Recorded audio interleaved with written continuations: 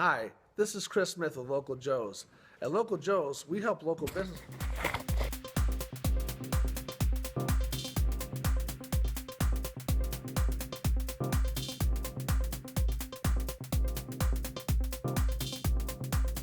Hi, this is Chris Smith with Local Joe's.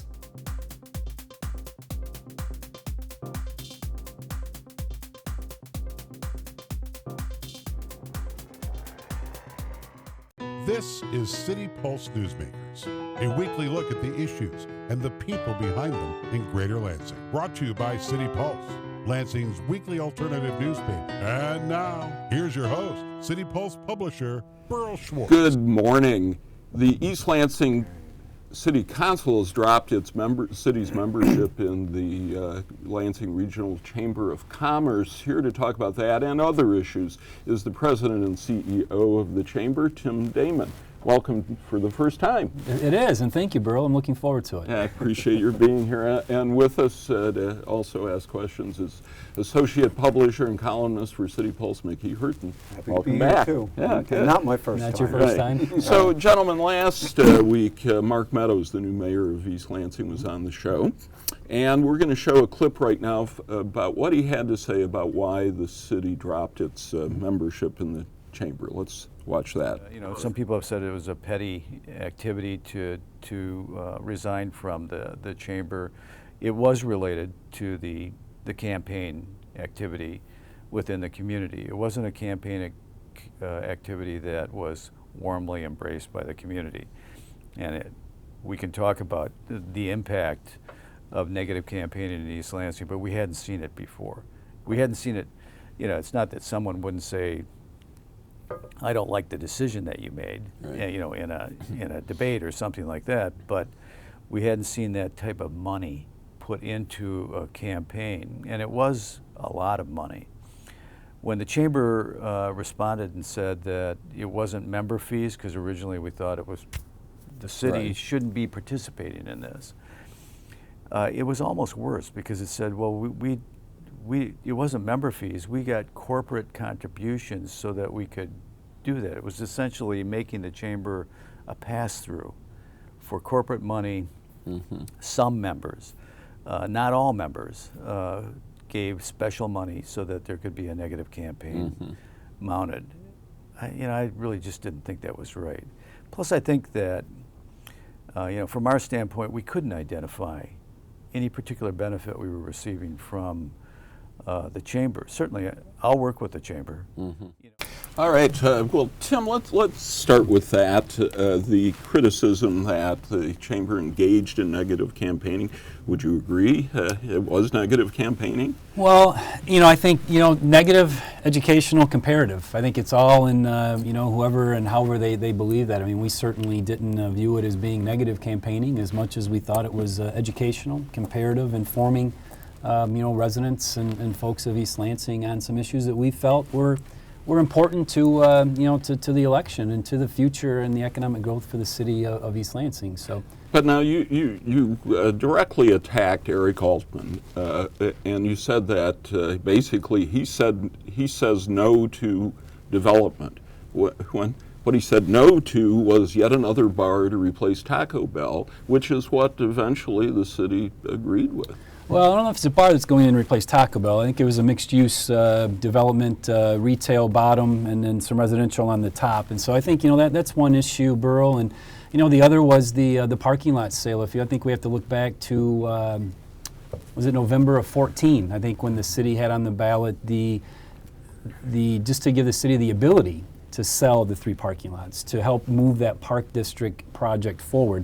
Not that they were going to sell them, but just the ability for them to sell it. And there were several, including Eric, including Mark Meadows, that came out and were in opposition to that. So that was that was another one as well. So, and I would agree with you that the tax incentives for another bar, I think we have to be very prudent. I think we have to be very strategic on that. But I think this was more for us. This was about the economic development and vision for the city and for the region. I may have combined two things. He's concerned about too many bars and not enough for adults, but also specifically about the Taco Bell development. Mickey? Well, but it doesn't seem to me, I mean, whether you, whether you call it negative or informative, it seems at the end of the day, you still end up with people in government who are now angry with the chamber. And I wonder how you deal with that, because in the past, you've sort of, it's been, well, we want these people, but it's not that we don't want you. Sure. And so now you've got on East Lansing, anyway, you've got at least one person who probably really is pissed at the chamber, and a couple on the Lansing City Council the same way. So how do you deal with that? I mean, isn't that a sort of heavy consequence to pay? I mean, it's great if you win. It's terrible. Yeah, let's talk about 2013. Yeah, no, but Well, I'm just thinking myself. Sure. I'd be on there going, oh, you know, they hate me, I hate them. Well, you know what? It's a fair question, and I think we have to look at that. And one thing that I have really, I think, pride myself on, and the chamber as well, is that ability to have those strong relationships locally. And we've been able to work through, these issues in the past. And I think you're right. The question, one of the first questions we received afterwards, would you do things differently? Will you reevaluate this? Yeah. And, we reevaluate, continuously and all the time. And this isn't our first, this isn't our first effort in, some of this type of advocacy type work. I mean, I think it goes back to, to 2011. And it was in the city of Lansing, and we took a little bit of criticism there as well. And the candidates that we had endorsed were not successful in winning that year, but it set the stage for what we thought 2013. And at that point in time, the UAW and Chamber partnership and the Lansing Jobs team and 5 for 5 and successfully replaced a long-term incumbent and the Lansing City Council. So I think you look at an election cycle, but you're also kind of thinking long term. What does 2017, what does 2019 and in the future look like as well? So I don't want to, wouldn't want to have one election cycle define success or failure. And I think you have to keep Lansing and East Lansing distinctively separate as well. We did not any sort of educational, informative, negative campaigning in the city of Lansing, and I think you referenced a couple, council candidates who were successful and that we didn't endorse. Well, guess what? They didn't ask for our endorsement, and so we took criticism from both of those candidates for the entire election cycle and the fact that we had endorsed their opponents, but. When we have a process that has to go through, and that first process is completing a questionnaire to come in to seek the endorsement, and we received letters from them stating that they weren't going to be seeking the endorsement, and so we were, you're in a tough spot. We brought their opponents in, and the PAC is made, with a tough decision. You know what it reminds me of, though, that this is, we think of Lansing as the capital of a big state. It's really a small town, and this kind of thing, it seems more personal. I mean, we see it on state level and we see it on federal level. But when it happens locally, everyone is going, "Ooh, how could they do that? Why are they so mean?" I'm overstating, but it has a very personal resonance. I think Mickey's being a little bit generous here because those flyers made Eric Altman look bad. They have him against that awful Taco Bell building. I mean, how can you say that's not negative? Well, again, I think it's all in the, however and whatever you want to say it, Burl. And I mean, you can call it negative, and I'm not going to debate it. I think that, we would probably agree to disagree on that. But, negative or educational and informative. And, we looked at it and said that the voters of East Lansing, needed to know that these were some issues that we felt were going to be sort of anti-growth, and we're certainly representing the business community, whether it be in East Lansing or throughout this entire region, and representing and wanting to have elected officials who are going to be somewhat pro-growth. Do you have to get your own people, though, into the game? Because that's been one of my criticisms, that, it's fine, but I don't see any chamber types, and you know who I mean, really stepping up. They don't want to get involved in local politics. Well, you had a chamber type, Nathan Triplett. A number of people familiar with the polls say this cost him the election. People thought he was behind these flyers. But that's fine. But by and large, the chamber does. I don't see a lot of business types really engaged in local government. And is that an issue? And how do you deal with it? It's one of the biggest challenges we have. Our PAC board every year, and we have done over the last 3 or 4 years, we've done a couple, run for office programs where we've tried to bring in folks, identify some of those individuals and kind of get them a little familiar with what they need to do to start preparing themselves for it. But it is the biggest challenge we have is finding some of those individuals to engage right on the local level and where they are. So To kind of close this part of the issue, would you agree it backfired? Well, it's certainly, I will and I won't. So how's this? Our first and primary goal and objective. None of that. But our first goal and objective with this was to getting Shane and Draheim elected. We achieved that. That was the #1 single goal when we started in this campaign and this effort, and we achieved that. Now, there were some theories and assumptions that were made early on in some polling, and we did not do polling. That's the one thing in hindsight, doing it over again, we would have done some polling and messaging ourselves. We were under the impression that Nathan and Mark were clear winners, and it was going to be down to that third seat between Shayna and Eric. So, and those theories were proved incorrect. The other part of this issue, before we moved on to other issues, is that Mark Meadows said part of the decision was based on we don't see value from being a member of the chamber. We see value from participating in LEAP, but not the chamber. What do you say to that? Well, I think to each and every member, there's a different value proposition. And the one thing I guess I would say back to Mark is that, I see the city staff every month at our economic club luncheons. And so there's certainly value there. They've been members for 22 years. There's value. There's relationships back to when Mark was on city council and the mayor previously. When I first started at the chamber, one of the first individuals I had an opportunity to meet at that time was Mark Meadows and Ted Staten. And had great relationships with them, and think that that we still do. So I think it's easy for Mark to say that they see no value, but at the end of the day, there's 22 years there, and again, we see that city staff at our programs and events. We do ribbon cuttings. We just coordinated a ribbon cutting of which George Lahanis and Tim Dempsey spoke with Kevin McGraw, and the Trowbridge redevelopment and the Fresh Time. And so we've been very engaged, and our January member mixer will be in East Lansing. We'll be coordinating another ribbon cutting. We'll make sure that the elected officials are invited to be part of that. So there's value there. But Meadows is playing the same game that a lot of municipalities play in this area. They live off somebody else's benefits. So if they don't join, they can still go to the mixer. They want to pay like any member. They'll be charged. So but we'll gladly take his money. I mean, I think that was maybe you're better off. Right. But you still haven't really articulated. So I mean, they pay $800 a year, whatever. What real benefits? Because it's a question for other municipalities too, as they all look at their bucks. What are the benefits? I mean, other than being on the same team and working collectively for the good of the area. I mean, is there any tangible benefits? I think for municipalities, it's the interaction with the business community. And it's that government-business interaction at the end of the day. And they get that whether they're attending a member mix or economic club or just however they're interacting with our members. I'll tell you, I think we have around 10 local units of government in the region that are members of ours, and it ranges. And probably the best example I can point to is Delta Township. And we run in there a monthly, it's called the Delta Government Relations Committee. And we bring together businesses in Delta Township. We bring together the township officials and the county officials, and it's an hour roundtable. We do it every month, and it's a great format. And so I think for each municipality, it is what they want it to be. And we had attempted back 4 or 5 years ago. We launched it was called the East Lansing Meridian Township Government Relations Committee, and we never could get the traction. And there was just maybe it was the tensions between the city and the township or whatever it might be, but we just struggled in getting the traction there. But so there's different value propositions, I think, Mickey. And I tell you what, since East Lansing has dropped, I've had 3 other municipalities that their dues were up. They've renewed. They're happy. I've added about 12 new members. We've had 3 or 4 other members that have increased their investment. So I'm disappointed in losing East Lansing. I don't want to lose any members. I think we're a great organization. We represent this region, we represent the business community, and we certainly want to keep all of our members. And at the end of the day, we know that that's not realistic. I mean, let's talk about the economic health of Mid-Michigan. I know you attended the Chris Holman's economic forecast on Thursday. First of all, what did he find? And secondly, do you agree?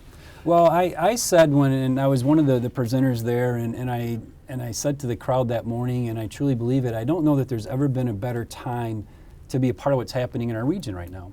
And Burl, I mean, your offices are on Michigan Avenue there, and when we look at the development along the avenue, it's 5 years ago this is going to be the future, and these things were going to happen, and now we're seeing it with Sparrow, And we're seeing it with what Bud Kautz and Feldman and what they're doing. We're seeing it with the old Story project, the Skyview, the university, so cranes in the sky. So I look at it, and I do look at the economic health of our region. I think businesses are very optimistic right now. I maintain we have one of the most robust and vibrant economies in the state. I think our unemployment levels are at 3.6 right now. It's the lowest, I believe, since October of 2001, so 14 years. So I really think that we're on the right trajectory. And an economist that was there that morning, Charles Ballard from Michigan State University, he threw some caution, and rightfully so, saying, listen, most of these, upward trends last on average 4 years since World War II.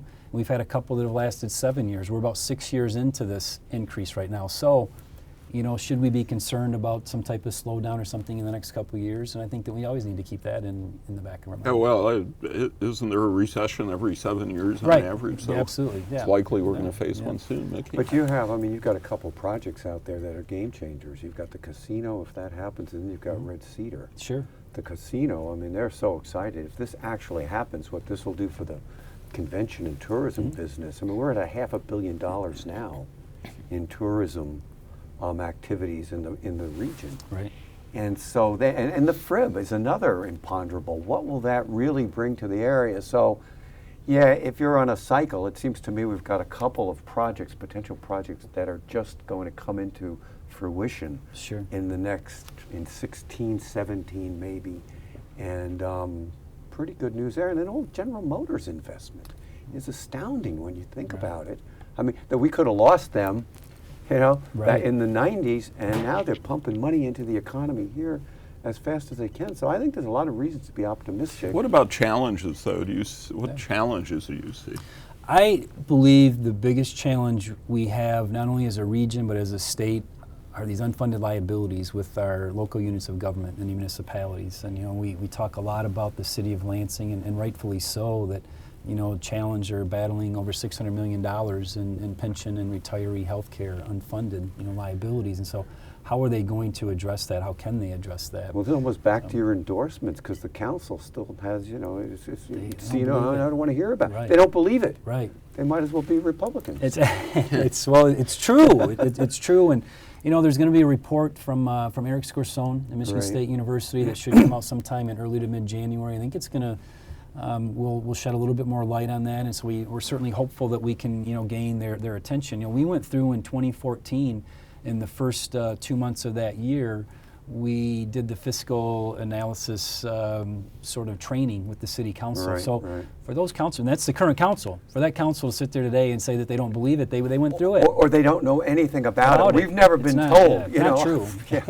The same advisory committee that you just mentioned with Eric Scorsone is starting to study whether the BWL should be sold. Yeah. I know the head of your board has said, yeah, we really need to consider that. What are your views on that, Tim? Well, I think, and we said that given where everything is right now, we said, why isn't everything on the table? Everything that we have, every city asset and whatnot, non-essential, essential services on the table, and viewing that. I think we never said that it should be sold, but should it be looked at and studied? I think the answer to that is yes. Why is that? We should be looking at it.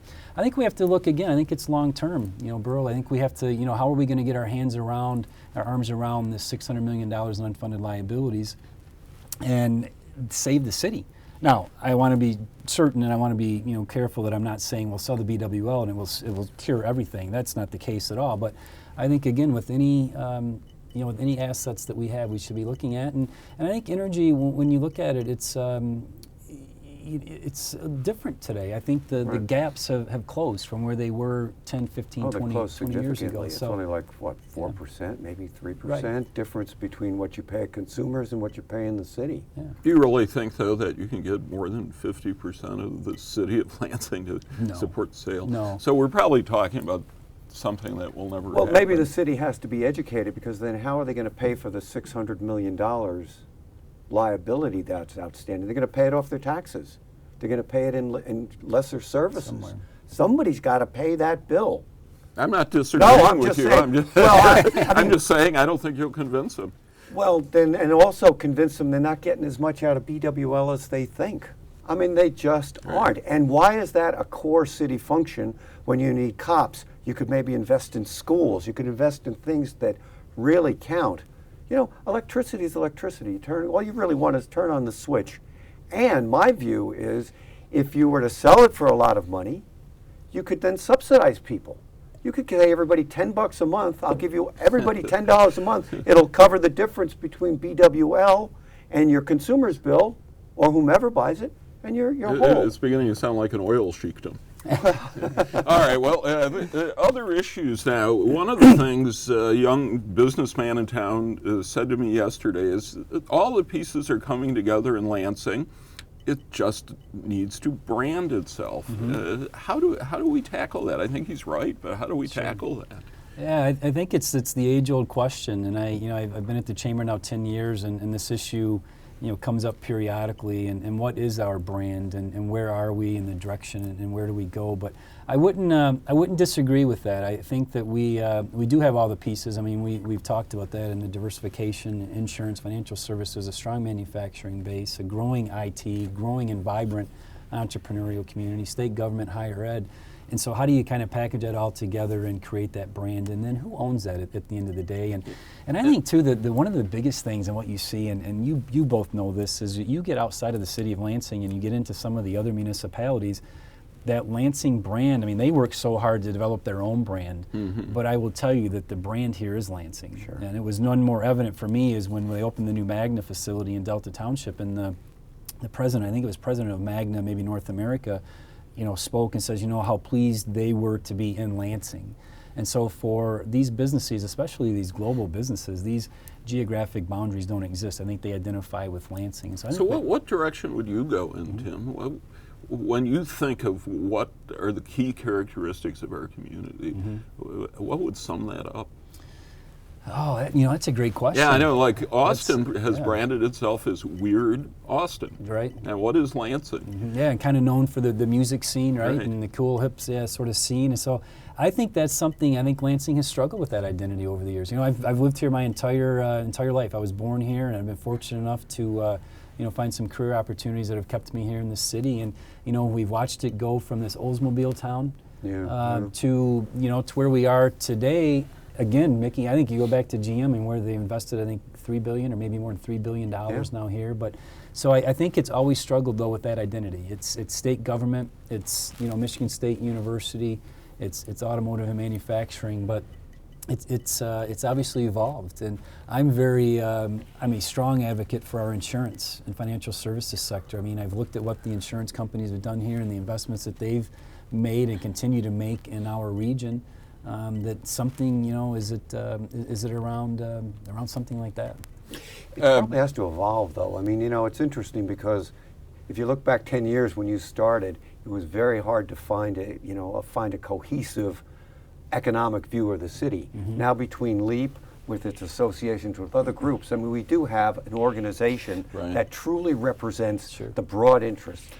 The next step is probably that branding, though I'm hard-pressed to think, if I look at a city like Grand Rapids, well, what is their brand? I mean, I don't know, other than, right-wing, conservative business people with Dutch ancestry, And deep pockets. But at the same time, an amazingly progressive attitude toward municipal development. But I'm hard-pressed to think, though, of that catchphrase that says, other than the West Coast. I think I heard Beer West City, Coast. and that is a big brewery town. I want to talk about Michigan Avenue because, as you mentioned, it is becoming a driving force over the next 10 years, the development of it. But there are people who are quite concerned about the character of Michigan Avenue. We're seeing the debate probably over now concerning the 2000 block and what the building will be like there that Scott Gillespie's going to build. I heard just a few days ago that Pat Gillespie owns another sort of landmark building. I don't want to give away a story we're going to do, but half of it now is boarded up, and my guess is it'll be torn down for some other kind of development. How do you balance those two things, character versus more growth? I think it's a tough balance, and I know that there are a lot of those that want to hold on to that historical view of what it looked like, previously. But I think you have to take into account where those buildings are, the condition those buildings are in, are they inhabitable from a redevelopment standpoint, and I think that it's a testament to the city and the relationships with our developers and the business community where they've come from, because this development that Scott Gillespie in that 2000 block in the old Amos building 6 or 7 years ago would have probably ended up in gridlock and 4-4, not getting anyone to come to the table to approve this. And so you think of where we've come from, that 2010, 2011 time period to 2015, and even how Scott approached that and getting the neighborhoods, and I know that there were a couple neighborhood meetings involved, or that he did. It seems like they've tweaked the design a little bit. They've added a little bit more color, so they've listened to some of the neighbors, and it goes before council earlier this week, and as a unanimous, I think it was either 7 or 8-0 unanimous vote. So I think it's a little bit of that continue that give and take. But I'm concerned about whether our community is being short-sighted. I mean, if you look at Ann Arbor, if you look at Madison, if you look at a number of cities, Grand Rapids, the downtown area and other neighborhoods don't tear things down. They fix things wait up. a second. I mean, I drive this street as much as you do, and I look at that because I've been thinking about this. And quite honestly, there are some areas that have some seemingly historic value, like the 2000 block. But a lot of that, if you drive, and you should be focused on the road, it is junky looking buildings. But doesn't that mean we need to pay more attention to what we do have that we can save? Sure, but there's an awful lot of stuff on there that is just secondary. It is old. It is repurposed in a that's a suburban way. View. Yeah. Well, no. No, I think dismiss it. No, it's not, because it's a fair view. Because you need to. It's a view that doesn't put any value on what it really costs to redevelop these things and the cost. I mean, old buildings. Every building isn't meant to last forever. Yeah, I agree. Tim, how do we balance these two things? I don't know what he said, I think, but I don't know. It's going to continue to be that way, and I think, Burl, that I agree with Mickey to a certain point on that. When you look at some of the buildings on Michigan Avenue, I'm not sure that they're salvageable. Yeah, but today, isn't that a self-fulfilling prophecy? So the message is, let it run down, somebody will buy it, and they'll replace it. I certainly would never say that, no. Well, I that don't seems to believe be that, what has happened up to this point. I think the biggest thing is getting some of the property owners to reinvest in those properties on the avenue. So I don't know if you've had a chance to see. But when they reinvest, they're not going to reinvest in an old reconverted house that is going to take all kinds of money to fix, sure. and they can get a low rent for, because who wants to go into that property? Ultimately, it has to have sustainable businesses willing to pay the freight, and it's going to be a much higher freight to be on that road. Well, we disagree. I think Old Town. I think what you're saying Exactly. is you look at Old Town, and they're able to do that because they may have some of those sustainable businesses. And 20 years ago, in fact, Danny Thomas, the great comedian, stood there at the corner of Grand River and Turner dedicating that little park, and he said, this is going to be a great neighborhood someday when they tear down all these old buildings. And fortunately, that was not the viewpoint of Mayor Hollister. But somebody's got to say, wait a second, we got to save this stuff. Sure. And somebody's got to say, right now we're about out of time. So it's great, Tim, to have you on the show at last. Yeah, I hope you'll come back. And to. Mickey, hope you'll be back soon. And everybody have a very happy Merry Christmas. We'll see you next week.